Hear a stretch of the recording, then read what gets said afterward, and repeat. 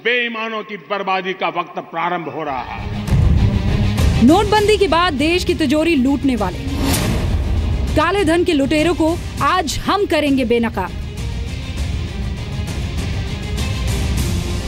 एक के बाद एक परत खुलती चली जा रही है। नोटबंदी के 46वें दिन आज हम आपको दिखाएंगे देश के 46 शहरों के 46 ब्लैक मनी वाले गद्दार। ये लड़ाई तब तक नहीं रुकेगी जब तक कि हम लड़ाई जीतेंगे नहीं। आज आपको पता चलेगा पद्म भूषण से सम्मानित डॉक्टर कहां और कैसे बना काले धन और काले मन का भ्रष्ट भूषण। अरे काले गोरे के खेल वाले, आप तो मरे, वो बैंक वालों को भी मरवा दिया। आज आप जानेंगे नोटबंदी के बाद अब तक पकड़े गए काले धन वालों में टॉप पर देश के किस कुबेर का नाम है। फंस गए। आज आप देखेंगे दिल्ली के पास 250 करोड़ रुपए के काले धन को गोल्ड में बदलने वाला लाल महल। ये गलती कर गए। अब आप एक एक कर देखते जाइए देश में गुलाबी नोट के काले रईसों का काला खेल। और लिख के रखिए, देश बदलेगा भी, देश बढ़ेगा भी, देश दुनिया के सामने सर ऊपर करके खड़ा हो जाएगा। ये मैं 3 साल के अनुभव के आधार पर कह सकता हूं। नमस्कार, आप देख रहे हैं जी न्यूज। आपके साथ हूं मैं रुबिका लियाकत। 8 बजे के इस बुलेटिन में आपका बहुत बहुत स्वागत है। नोटबंदी का 46वां दिन है और आज हम देश के 46 शहरों के उन 46 टॉप मोस्ट गद्दारों को एक एक करके बेनकाब कर रहे हैं जिन्होंने नोट बैन के बाद इस देश को लूटने की साजिश रची, लूटने की कोशिश की। इस लिस्ट में सबसे नया नाम जुड़ा है पद्मश्री और पद्म भूषण से सम्मानित मुंबई के जाने माने डॉक्टर सुरेश आडवाणी का।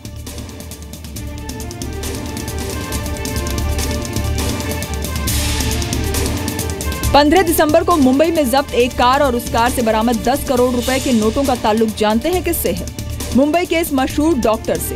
पद्मश्री और पद्म भूषण से सम्मानित मशहूर डॉक्टर सुरेश आडवाणी समेत 5 लोगों पर 10 करोड़ रुपए के काले धन को सफेद करने के मामले में सीबीआई ने केस दर्ज कर लिया है। इस वक्त हम जिस जगह पे खड़े हुए हैं ये वैद्यनाथ बैंक है, जिसकी ब्रांच मुंबई के घाटकोपर ईस्ट इलाके में आती है। ये बैंक चर्चा में और विवादों में इसलिए है क्योंकि यहाँ से कुछ 10 करोड़ की रकम जो निकली थी, जिसको जाना था आईडीबीआई बैंक पिंपरी चिंचवाड़ इलाके में जो बैंक है की शाखा है, वहां पर जमा होने, और ये डीमोनेटाइज्ड मनी के तौर पर इसको देखा जा रहा है। सुरेश आडवाणी के अलावा वैद्यनाथ कोऑपरेटिव बैंक के अधिकारी और औरंगाबाद के बड़े हॉस्पिटल सिग्मा के मालिक डॉक्टर उमेश टाकलकर के खिलाफ मामला दर्ज हो चुका है। डीमोनेटाइज्ड जो मनी थी वो सिर्फ 10 करोड़ नहीं थी बल्कि 25 करोड़ थी। आप समझ सकते हैं, एक सेटअप था नेक्सस का जिसमें बैंक एम्प्लॉय शामिल थे, बैंक के मैनेजर शामिल थे, एक पूरा हॉस्पिटल शामिल है। इसके अलावा हॉस्पिटल के प्रबंधन के अलावा जो मशहूर डॉक्टर हैं डॉक्टर सुरेश आडवाणी, वो खुद इसके अंदर शामिल थे। फिलहाल सीबीआई ने पूरी की पूरी जांच शुरू कर दी है। वैद्यनाथ कोऑपरेटिव बैंक के मुखिया स्वर्गीय गोपीनाथ मुंडे की बेटी और बीजेपी सांसद प्रीतम मुंडे हैं। प्रीतम की बहन पंकजा मुंडे की सफाई भी सुन लीजिए। या बँकेचा संचालक मंडळ हे माझ्या नेतृत्वाखाली निवडून आलं ही खरी गोष्ट आहे। मी काल शिवस्मारकाच्या कार्यक्रमात असताना मला मीडियाच्याच फोनवरून माहिती मिळाली की अशा प्रकारची एक केस झालेली आहे। मी बँकेच्या संचालक बोर्डाकडनं आणि जनरल मॅनेजरकडनं जी माहिती घेतली त्या माहितीमध्ये ते आत्मविश्वासाने सांगतात की हे बँकेचे रूटीन ट्रान्झॅक्शन्स आहेत आणि याच्यामध्ये कुठल्याही प्रकारची चूक बँकेच्याकडनं झालेली नाही आणि ते आत्मविश्वासाने सांगतात ते खरं धरून जर ते जे बोलतायत त्याची जर चौकशी होत असेल आणि ते जर योग्य असतील तर त्यांना न्याय मिळेल। औरंगाबाद के बड़े हॉस्पिटल सिग्मा के मालिक डॉक्टर उमेश टाकलकर ने अपने ऊपर लगे आरोपों को गलत बताया।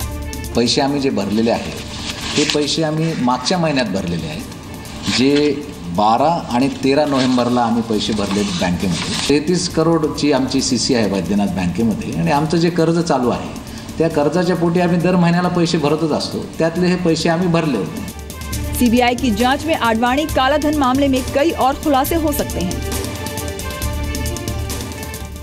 नोटबैन के बाद गोल्ड से गड़बड़ी करने वाले भी धीरे धीरे बेनकाब होते जा रहे हैं। काले धन के ऐसे गोल्ड कारोबारियों पर देश भर में छापेमारी हो रही है।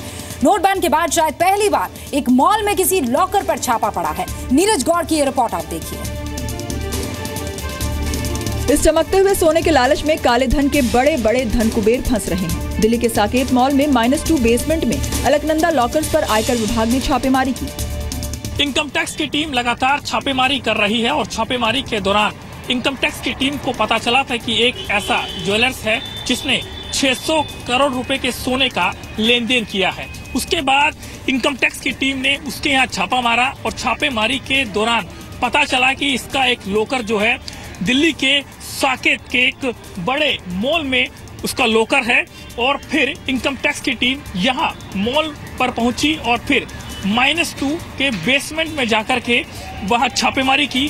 600 करोड़ रुपए के गोल्ड बेचने वाले ज्वेलर्स से इस लॉकर का पता चला था। हालांकि जिस शख्स के नाम पर ये लॉकर था उसने आयकर विभाग को बताया कि ये लॉकर उसका नहीं है। और जानकारी ये मिली है कि उन लॉकर से इनकम टैक्स की टीम को तकरीबन 80 किलो सोना और 40 किलो चांदी बरामद की है।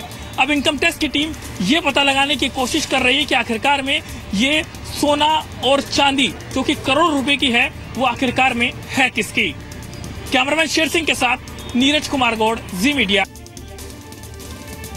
नोटबंदी के बाद सरकार को पता लगा था कि बड़ी तादाद में ज्वेलर्स के जरिए लाखों करोड़ों के काले धन को सफेद किया गया। उन सारी जानकारियों का नतीजा अब सामने आ रहा है। ज्वेलर्स पर सरकार का शिकंजा कसता जा रहा है। अब देखिए दिल्ली के कई ज्वेलर्स गुच्छों में एक साथ कैसे हुए बेनकाब। देश भर के नोट नंबरियों की तलाश कर रहे आयकर विभाग के शिकंजे में आए हैं दिल्ली के एनसी ज्वेलर्स और Maa and son jewellers. NC jewellers और मां एंड सन ज्वेलर्स के साथ दिल्ली के एक और ज्वेलर जेके ज्वेलर्स के 12 से ज्यादा ठिकानों पर आयकर विभाग ने छापा मारा था। इन ज्वेलर्स पर नोटबंदी के बाद 250 करोड़ का सोना बेचने का आरोप है। इन ज्वेलर्स की ओर से 74 करोड़ की रकम दिल्ली में चांदनी चौक में एक निजी बैंक के एक खाते में जमा कराई गई थी। सूत्रों के मुताबिक ये खाता इन ज्वेलर्स ने नहीं खोला। अब जांच की जा रही है कि किसने फर्जी कंपनी बनाकर वो खाता खोला जिसमें 74 करोड़ की रकम डाली गई। गुलाबी नोटों के काले रईसों में टॉप पर आने की जोर आजमाइश अब चली जा रही है और काले खेल की इस प्रतियोगिता में टॉप 5 में एक नाम पारसमल लोढ़ा का भी है। पारसमल लोढ़ा कोलकाता का बड़ा बिजनेसमैन है। करोड़ों का काला धन सफेद करने में जिसका बड़ा हाथ है। वो बात और है कि ईडी की रिमांड में उसका हाथ फिलहाल अपने मुंह ढकने के काम आ रहा है। गुलाबी नोटों पर हाथ साफ करने वाले पारसमल लोढ़ा ने शायद ही सोचा होगा कि जिस हाथ से इसने करोड़ों के काले धन को सफेद किया उसी हाथों से अब अपना मुंह छिपा रहा है। ब्लैक मनी के मास्टरमाइंड पारसमल लोढ़ा फिलहाल दिल्ली के ईडी की हिरासत में है। पारसमल कोलकाता का बड़ा बिजनेसमैन है। पारसमल रियल एस्टेट के अलावा माइनिंग, होटल्स और ग्लोबल ट्रेडिंग के कारोबार में एक्टिव है। बड़े बड़े राजनीतिक और कॉर्पोरेट झगड़े में पारसमल लोढ़ा मध्यस्थ यानी मीडिएटर की भूमिका में रहता है।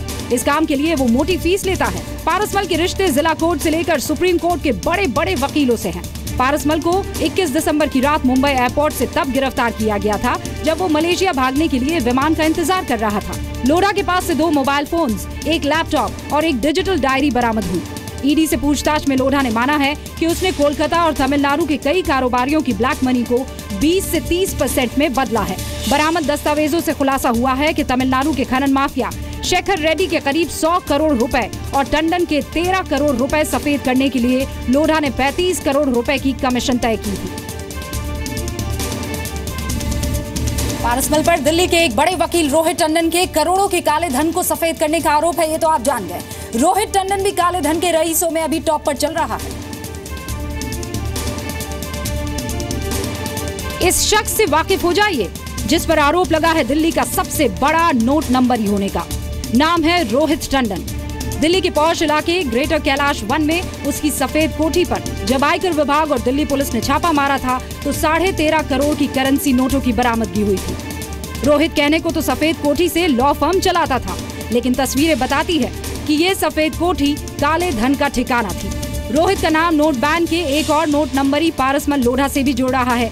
आरोप है कि पारसमल लोढ़ा ने रोहित को पुरानी करेंसी को नई करेंसी में बदलने में मदद की थी। ईडी ने इस सिलसिले में रोहित से पूछताछ भी की है।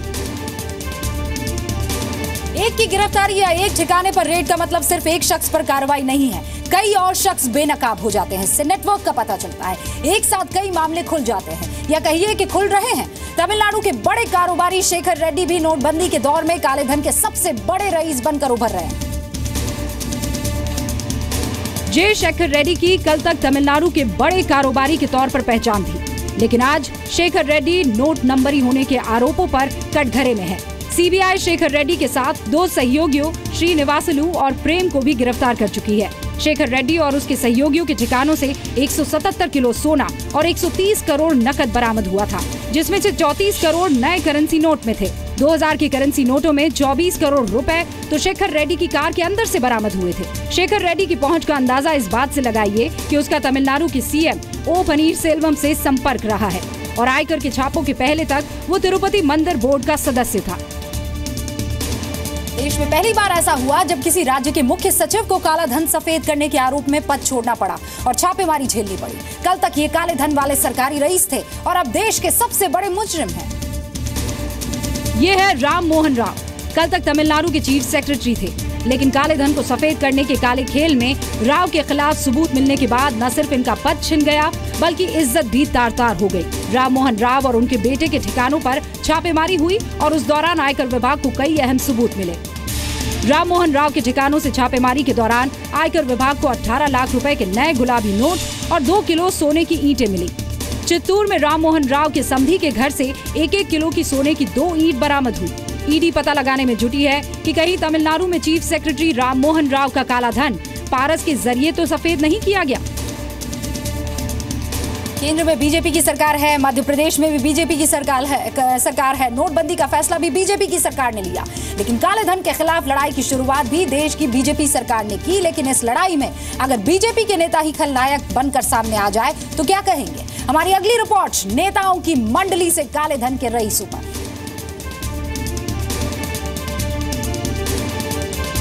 गुलाबी नोट के काले रईसों में एक नाम मध्य प्रदेश बीजेपी के बड़े नेता सुशील वासवानी का भी है। सुशील वासवानी महानगर बैंक नाम की इस कोऑपरेटिव बैंक के चेयरमैन हैं।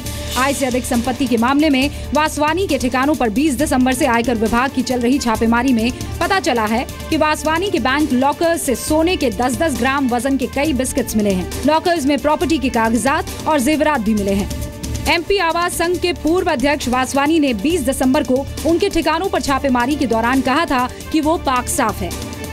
शासन की जो प्रक्रिया है उसके हिसाब से ये जांच कर रहे हैं, जांच करें। और लोग जो अफवाहें उड़ा रहे हैं ये पूरी तरह से, मैंने इसके पहले भी कहा कि ये गलत अफवाहें हैं। लेकिन आयकर विभाग की पड़ताल के बाद सुशील वासवानी बेनकाब हो चुके हैं। वासवानी के परिवार के दूसरे सदस्य भी कोऑपरेटिव बैंक के सदस्य हैं। नोटबंदी के बाद प्रधानमंत्री नरेंद्र मोदी ने सार्वजनिक मंचों से कई बार कह दिया है कि ये लड़ाई गरीबों को उसका हक दिलाने के लिए है। इस लड़ाई से चाय वालों को, पकौड़े बेचने वालों को, पान बेचने वालों को, छोटे छोटे दुकानदारों को, आम लोगों को, सबको उनका भला होगा। लेकिन सोचिए, यहाँ तो एक चाय वाला ही 2000 रुपए के काले धन का मालिक बन बैठा है। हम बात कर रहे हैं सूरत के किशोर भाई भजिया वाले की।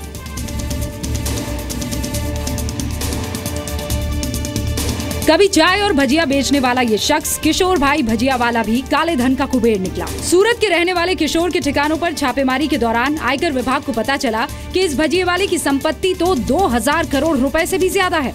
17 दिसंबर की छापेमारी में किशोर भजिया वाला के पास से अलग अलग बैंक्स में 33 अकाउंट मिले हैं। बैंक लॉकर्स में 13 किलोग्राम सोना, 180 किलो चांदी और करीब 1 करोड़ रुपए। 1 करोड़ रुपए में से 90 लाख के नए नोट है। किशोर भजियावाला ने अपनी काली कमाई को सफेद करने के लिए जलराम भगवान का मंदिर बनवाया था। किशोर अपनी पत्नी के नाम पर ट्रस्ट बनाकर काले को सफेद करने का काम भी करता था। मंदिर की दान पेटी के पैसों को सूद पर देता था। काले धन के पैसे को वो ट्रस्ट के जरिए सफेद करता था। सेक्शन 80C के तहत अपना काला धन ट्रस्ट में दान करता था। ट्रस्ट के नाम से जमीन, मकान और दुकान खरीदी। किराए से मिले पैसों से सोने और हीरे के जेवर खरीदता था। किशोर भजियावाला ने जलराम मंदिर को अपने काले धन को सफेद करने का जरिया बना रखा था।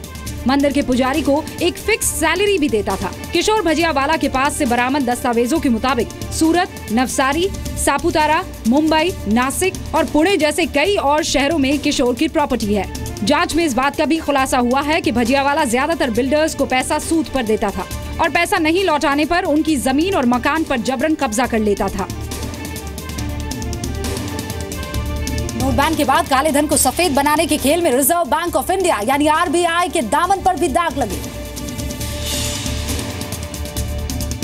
नोट बैन की नोट नंबरियों में आरबीआई के 3 कर्मचारी भी कटघरे में आ चुके हैं। आरबीआई की बेंगलुरु शाखा के 3 कर्मचारियों senior special assistant K Michael, senior special assistant Sadanand Nayaka और स्पेशल असिस्टेंट के केविन, इनको पिछले 2 हफ्तों के अंदर गिरफ्तार किया गया है। कुछ और आरबीआई कर्मचारी कटघरे में आ सकते हैं। सदानंद नायका और के केविन को 1 करोड़ 99 लाख के पुराने नोटों को 2000 और 100 रुपए के नोटों में बदलने के मामले में गिरफ्तार किया गया था। सीबीआई के मुताबिक नायका, केविन और अज्ञात आरबीआई अधिकारियों ने आपराधिक साजिश रची। इससे पहले सीबीआई ने के माइकल को 6 लाख के पुराने नोट बदलने के मामले में गिरफ्तार किया था। आरोप है कि माइकल ने स्टेट बैंक ऑफ मैसूर के कोलेगला शाखा के जरिए नोटों को बदलने में मदद की थी। देश भर में काले धन वालों के खिलाफ छापेमारी में उन ठिकानों से नए पुराने नोट बरामद हो रहे हैं जिसकी आप कल्पना भी नहीं कर सकते हैं। कर्नाटक में तो बाथरूम में बने तहखाने से करोड़ों रुपए मिले हैं। जानते हैं ये ठिकाना किसका था।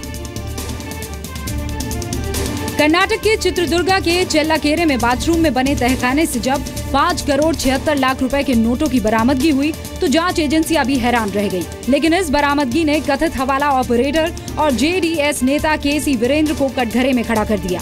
केसी वीरेंद्र के पास से सिर्फ 5 करोड़ 76 लाख नकद ही नहीं बल्कि सोना भी बरामद हुआ है। वीरेंद्र के पास से 28 किलो सोना बरामद हुआ था। केसी वीरेंद्र के पास से कुछ दस्तावेजों की भी बरामदगी हुई है। इस मामले में सीबीआई ने state bank of India, state bank of Mysore, ICIC bank और कोटक महिंद्रा बैंक के कुछ अधिकारियों पर भी केस दर्ज कर लिया है। चेल्लाकेरे में तहखाने से नोटों की बरामदगी के मामले में केसी वीरेंद्र के सहयोगी हैप्पी स्वामी और वेंकटेश नाम के 2 लोग भी गिरफ्तार हुए हैं।